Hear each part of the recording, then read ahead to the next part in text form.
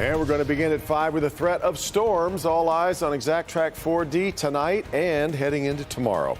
Good to have you with us at 5. Rain and storms moving in and pushing this warmer weather that we've had out.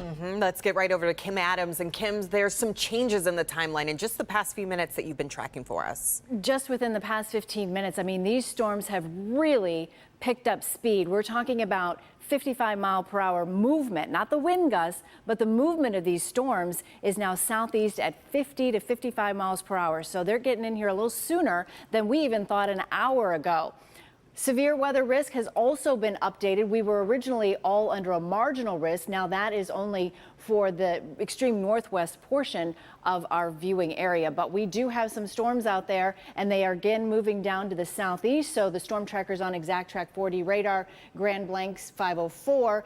Look at Waterford 526, White Lake just before that, and then Commerce Township at 530.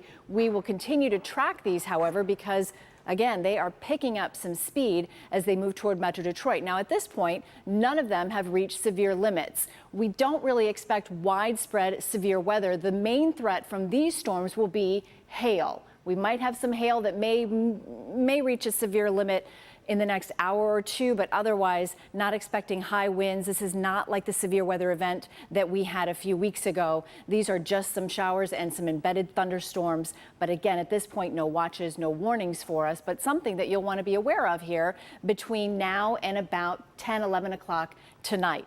Round 2 tomorrow, another chance for some thunderstorms in here, and then a big change with our temperatures. We'll talk about that. Plus, we have a new tropical storm. We have Hurricane Fiona and now Tropical Storm Gaston. Lots to talk about in the Weather Department coming up.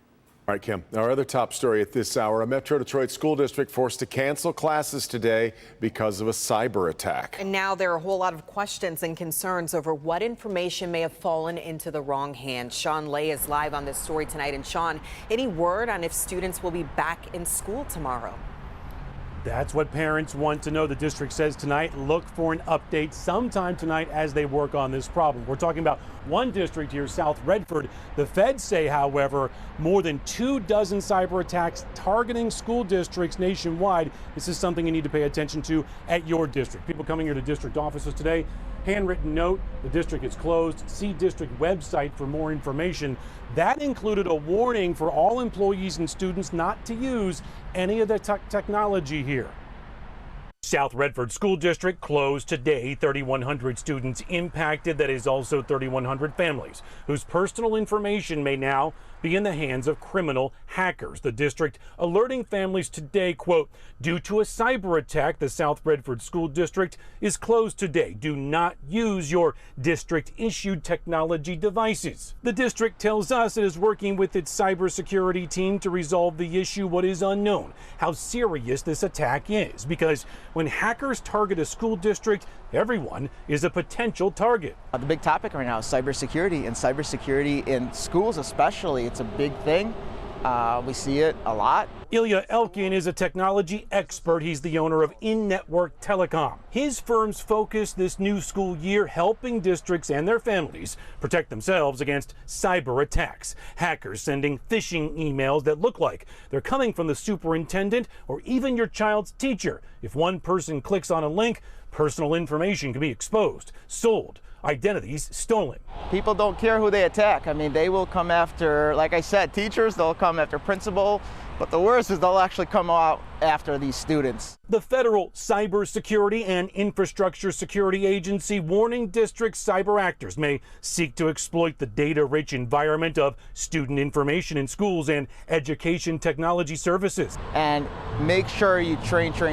Look at every single letter in emails, because that's happening a lot.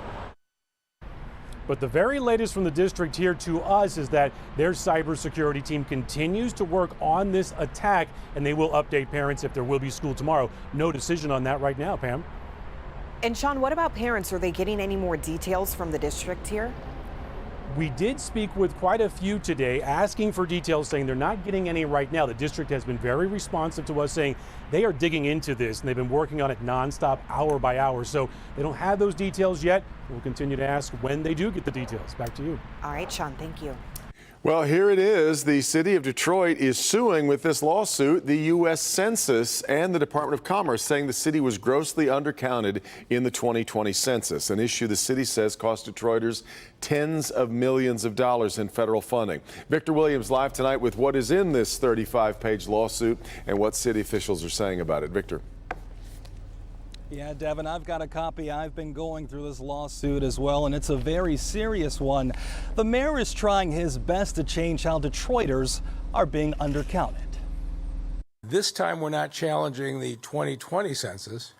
We're actually challenging the annual estimates. I think it's an appropriate lawsuit. Focus Hope CEO Portia Roberson says she's happy to see the mayor is at least taking action in form of the newly filed lawsuit challenging the alleged undercounting of tens of thousands of minority residents in the city.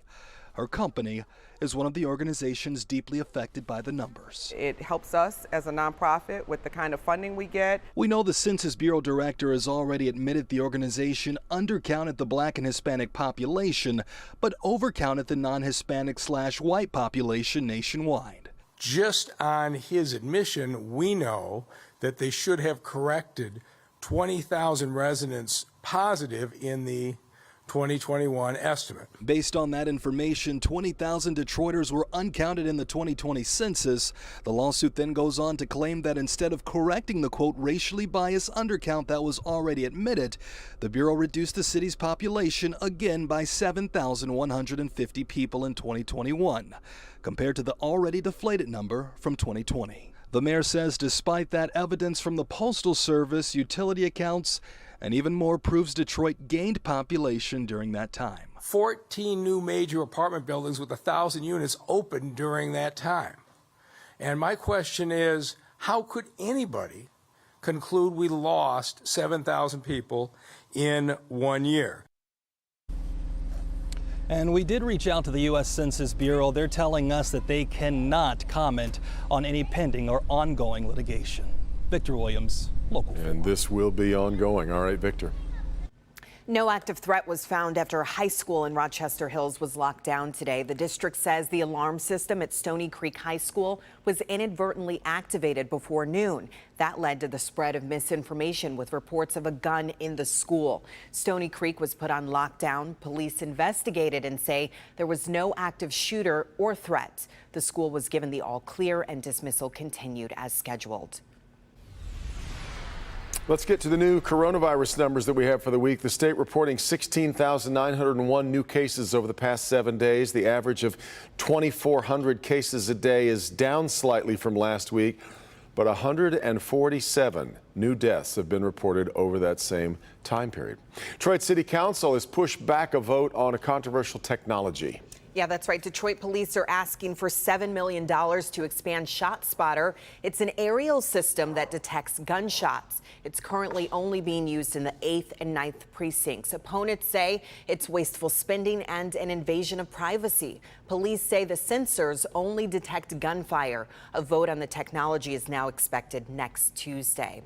Former Macomb County Public Works Commissioner Anthony Morocco pleads guilty in a corruption scandal. Morocco accused of extorting county contractors. He admits he threatened to delay county permit approvals if a developer didn't spend thousands of dollars at his political fundraiser. Morocco pleaded guilty to extortion. He'll be sentenced in January. The guidelines for that sentence call for 10 to 16 months in prison. Voting started today on a new contract for professors at Eastern Michigan University. 2 weeks ago, of course, union faculty members went on a 5-day strike. They wanted better pay to offset inflation. They also wanted help with health care costs. The union reached a deal with the university to hike pay 4% in year 1, 3.5% in years 2 and 3. So now union members have 3 days to vote on the contract. We expect to get the results by Friday night.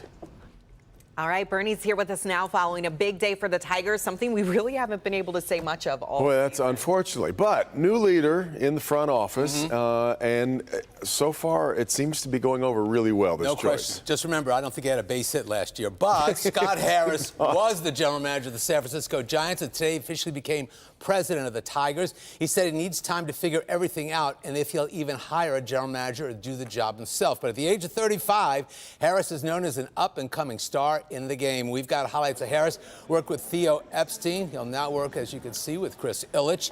Epstein won the World Series with the Cubs. He also worked with the Giants the year they won 107, but now he takes over a Tigers team that had a ton of promise but delivered on none of it. Harris said Chris Ilitch is the reason he's here.